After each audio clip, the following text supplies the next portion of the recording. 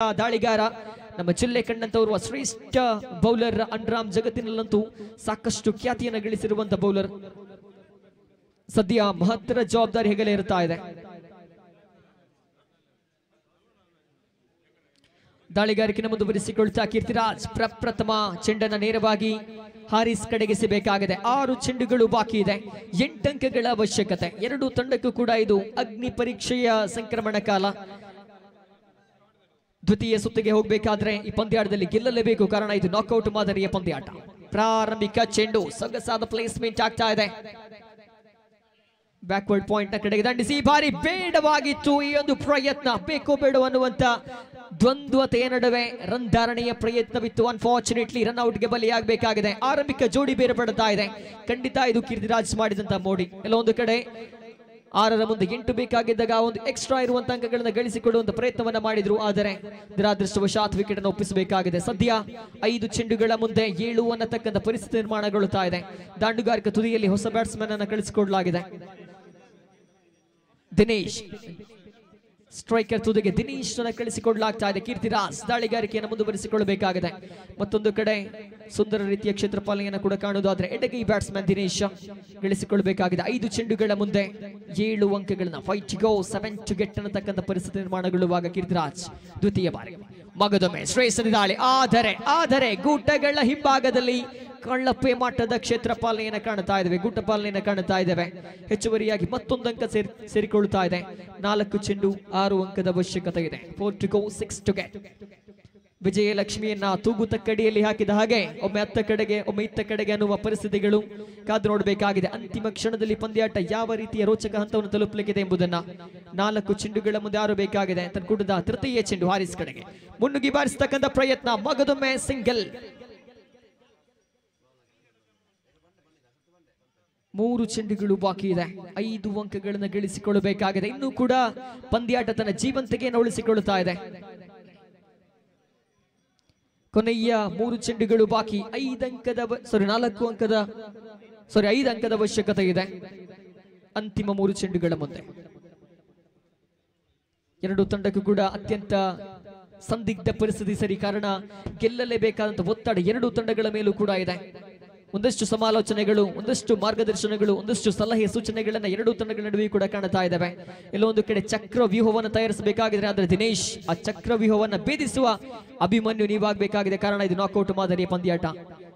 JD boys Bantwal ಅನ್ನುವಂಥ ತಂಡವನ್ನ ಕಟ್ಟಿ ಹಾಕುವಂತ ಪ್ರಯತ್ನಗಳು ಅಥವಾ ಆ ತಂಡವನ್ನ ಮಣಿಸುವಂತ ತಂತ್ರಗಾರಿಕೆಗಳಲ್ಲಿ ಮುಂದುವರಿಬೇಕಾಗಿದೆ. ಕಾರಣ ಈ ಟೂರ್ನಮೆಂಟ್ ನಲ್ಲಿ ಭಾಗವಹಿಸುವಂತಹ ಅತ್ಯಂತ ಬಲಿಷ್ಠ ತಂಡ, ಕಳೆದ 2 ವರ್ಷಗಳಲ್ಲೂ ಕೂಡ ಚಾಂಪಿಯನ್ಸ್ ಪಟ್ಟವನ್ನು ಅಲಂಕರಿಸಿದ ತಂಡ. ಈ ಬಾರಿ ದಾಳಿಗಾರಿಕೆ ಮುಂದುವರಿಸಿಕೊಳ್ತಾ ಮಿಸ್ಟರ್ ಕೀರ್ತಿರಾಜ್ ಮಗದೊಮ್ಮೆ ಶ್ರೇಷ್ಠ ಗತಿಯ ದಾಳಿಗಾರಿಕೆಯಾಗಿತ್ತು. ರನ್ಔಟ್ಗೆ ಅವಕಾಶಗಳು. ಈ ಬಾರಿ ಯಾವುದೇ ಪುರಸ್ಕಾರಗಳು ಕೇಳಿ ಬರುತ್ತಾ ಇಲ್ಲ ತೀರ್ಪುಗಾರರ ಕಡೆಯಿಂದ. ಯಶಸ್ವಿಯಾದಂತಹ ಓಡಾಟ. 2 ಚೆಂಡುಗಳು ಬಾಕಿ ಇದೆ. 4 ಅಂಕದ ಅವಶ್ಯಕತೆ. 1 ಎಕ್ಸ್ಟ್ರಾ ಬಂದರೂ ಕೂಡ, 1 ಡಬಲ್ಸ್ ಗಳಿಸಿದ್ರು ಕೂಡ ಪಂದ್ಯಾಟ ಮತ್ತಷ್ಟು ರೋಚಕತೆಯನ್ನು ಸಾಧಿಸಿಕೊಳ್ಳಲಿಕ್ಕಿದೆ. ಹಾರಿಸ್ ಅಂತೂ ಶತಾಯಗತಾಯ ಪ್ರಯತ್ನವನ್ನ ಮಾಡುತ್ತಾ ಇದ್ದಾರೆ ದಿನೇಶ್ ಅವರೊಂದಿಗೆ ಕೂಡಿಕೊಂಡು. ಅಷ್ಟೇ ಉತ್ತಮವಾಗಿ ಜೆಡಿ ಬಾಯ್ಸ್ ಬಂಟ್ವಾಳ ಪರವಾಗಿ ದಾಳಿಗಾರಿಕೆಯನ್ನು ಕೂಡ ಪೂರೈಸುವಲ್ಲಿ ಯಶಸ್ವಿಯಾಗ್ತಾ ಇದ್ದಾರೆ ಕೀರ್ತಿರಾಜ್. ಗೊಂದಲದ ಗೂಡಾಗ್ತಾ ಇದೆ ಮೈದಾನ. ಅಂತಿಮ 2 ಚೆಂಡುಗಳು ಬಾಕಿ ಇದೆ. 4 ಅಂಕಗಳ ಅವಶ್ಯಕತೆ ಇದೆ. ಎಲ್ಲೊಂದು ಕಡೆ ಆರಂಭಿಕ ಓವರ್ ಅನ್ನ ಕೊಂಚ ಮಟ್ಟಿಗೆ ವ್ಯರ್ಥ ಮಾಡಿಕೊಂಡದ್ದು ಅಥವಾ ವಿಕೆಟ್ ಒಪ್ಪಿಸಿದಂತದ್ದು ಯಂಗ್ ಫ್ರೆಂಡ್ಸ್ ಕೀನ್ಯಾ ತಂಡಕ್ಕೆ ದೊಡ್ಡ ಮಟ್ಟದ ಹೊಡೆತವನ್ನು ನೀಡುತ್ತಾ ಇದೆ. ಅಂತಿಮ 2 ಚೆಂಡುಗಳ ಮುಂದೆ ಭವಿಷ್ಯ ನಿರ್ಧಾರಗೊಳ್ಳಲಿಕ್ಕಿದೆ. ಈ ಬಾರಿ ಮುನ್ನುಗ್ಗಿ ಬಾರಿಸುವಂತ ಪ್ರಯತ್ನಗಳು. ರನ್ ಔಟ್ಗೆ ಮನವಿ. ಪುರಸ್ಕಾರ ಲಭಿಸ್ತಾ ಇದೆ. ಮತ್ತೆ ಬ್ರೇಕ್ ಥ್ರೂ ಪಂದ್ಯಾಟಕ್ಕೆ. ಕೊನೆಯ ಚೆಂಡು ಬಾಕಿ. 4 ಅಂಕದ ಅವಶ್ಯಕತೆ ಇದೆ. ಅಂತಿಮ ಚೆಂಡು. 4 ಅಂಕದ ಅವಶ್ಯಕತೆ. ಬೌಂಡ್ರಿ ಅಥವಾ ಸಿಕ್ಸರ್ ಬೇಕೇ ಬೇಕು, ಅಥವಾ 3-4 ಓಟಗಳನ್ನು ಗಳಿಸಿಕೊಳ್ಳಬೇಕಾಗಿದೆ. ಅದು ಬಹಳಷ್ಟು ಕಷ್ಟ. ಜರ್ಸಿ ಸಂಖ್ಯೆ 12ರ ಆಟಗಾರ ಸ್ಟ್ರೈಕರ್ ವಿಭಾಗಕ್ಕೆ ಕಾದು ನೋಡಬೇಕಾಗಿದೆ. ಅಂತಿಮ ಕ್ಷಣದಲ್ಲಿ ಸಿಕ್ಸರ್ ಅನ್ನ ಬಾರಿಸಿದಂತ ಅದೆಷ್ಟು ಕ್ರೀಡಾಪಟುಗಳಿದ್ದಾರೆ ಕ್ರಿಕೆಟ್ ಜಗತ್ತಿನಲ್ಲಿ. ಈ ಬಾರಿ 1 ಎಸೆತಕ್ಕೆ 4 ರನ್ ಬೇಕಾಗಿರುವಾಗ ಇಲ್ಲೊಬ್ಬರು ನಮ್ಮ ಅತಿಥಿಗಳು ಸಾಹುಲ್ ಅಮೀದ್ ನಡುಮಗರು ಆಟಗಾರ ದಾಂಡಿಗ ಸಿಕ್ಸರ್ ಬಾರಿಸಿದಲ್ಲಿ 500 ರೂಪಾಯಿ ಘೋಷಣೆ ಮಾಡಿದ್ದಾರೆ.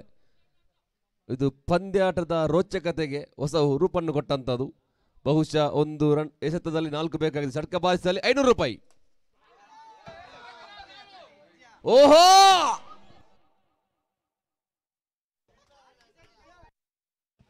ಬಹುಶಃ ಪ್ರಯತ್ನಕ್ಕದ್ದು ಖಂಡಿತ ಶ್ಲಾಘನೆ ಬೇಕೇ ಬೇಕು. ಅಂತಿಮ ಕ್ಷಣದಲ್ಲಿ ಬಂದರೂ ಕೂಡ ಆ ಒಂದು ಪ್ರಯತ್ನವನ್ನು ಉತ್ತಮ ರೀತಿಯಲ್ಲಿ ಮಾಡಿದ್ರು. ಅನ್ಫಾರ್ಚುನೇಟ್ಲಿ ಪಂದ್ಯಾಟವನ್ನು ಸೋಲ್ಬೇಕಾಗಿದೆ ಯಂಗ್ ಫ್ರೆಂಡ್ಸ್ ಕೇನ್ಯಾ. ಮತ್ತೊಂದು ಕಡೆ ಜೆಡಿ ಬಾಯ್ಸ್ ಬಂಟ್ವಾಳ ಪಂದ್ಯಾಟವನ್ನು ಗೆದ್ದುಕೊಳ್ಳುತ್ತಾ ಇದೆ. ಕಂಗ್ರಾಚುಲೇಷನ್ ತಿಳಿಸ್ತಾ ಮುಂದಿನ ಪಂದ್ಯಕ್ಕಾಗಿ ನೇರವಾಗಿ ನಾವು ತೆರಳುತ್ತಾ ಇದ್ದೇವೆ, ಕಾರಣ ಸಮಯ ಬಹಳಷ್ಟು ಕಡಿಮೆ ಇದೆ. ಕ್ರೀಡಾಭಿಮಾನಿಗಳ ಇನ್ನಷ್ಟು ರೋಚಕ ಪಂದ್ಯಾಟಗಳು, ಇನ್ನಷ್ಟು ರೋಚಕ ಕ್ಷಣಗಳು, ಇನ್ನಷ್ಟು ಅದ್ವಿತೀಯ ಮೊಮೆಂಟ್ಗಳಿಗೆ ಈ ಒಂದು ಬ್ರಹ್ಮಶ್ರೀ ಟ್ರೋಫಿ ಟೂರ್ನಮೆಂಟ್ ಸಾಕ್ಷಿಯಾಗಲಿಕ್ಕಿದೆ.